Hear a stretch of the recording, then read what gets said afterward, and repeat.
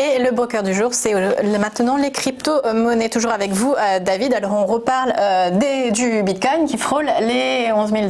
Il dépasse même, ce matin, on a 11 415 $, notamment suite à l'annonce du PDG de Square qui a annoncé cette semaine qu'il avait acheté pour 50 millions de Bitcoin pour le titre de l'entreprise, hein, parce que pour ceux qui ne suivent pas forcément les crypto-monnaies, Jack Dorsey, donc le PDG de Square et de Twitter, a quand même investi pas mal d'argent dans tout ce qui est recherche pour le Bitcoin. Il a aussi payé de sa propre poche un collectif open source pour justement organiser plus de recherches et essayer d'améliorer le protocole sous-jacent.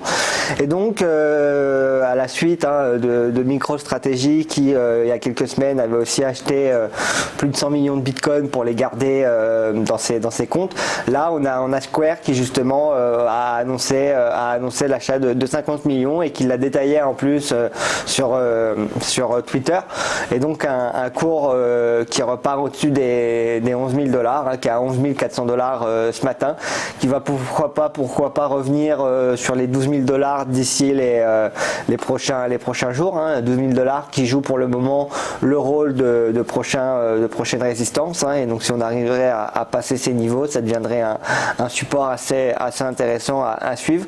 Mais en tout cas, les 10 000 qui étaient un niveau palier il y a quelques mois sont pour le moment assez derrière, parce que même pendant la baisse qu'il y a eu en début de mois, on voit qu'on n'a pas descendu ces niveaux, donc c'est quand même assez positif sur le Bitcoin. Et le Bitcoin qui entraîne les autres crypto-monnaies dans sa hausse, si je puis dire, avec un Ethereum qui remonte et qui revient presque aux alentours des 400. On est un peu en baisse ce matin, mais on avait dépassé les 380 $ hier soir. Là, on est à 377 aujourd'hui. Et d'autres cryptos qui justement profitent aussi du fait que le Bitcoin rebondisse pour rebondir aussi à leur tour. On peut par exemple penser à Tezos qui avait atteint les 2 $ environ la semaine dernière, on en parlait en plateau, et qui a bien rebondi justement sur ces niveaux de 2 $ et qui est là, repart vers un prochain niveau, pourquoi pas vers les 2,50 si on peut continuer comme ça.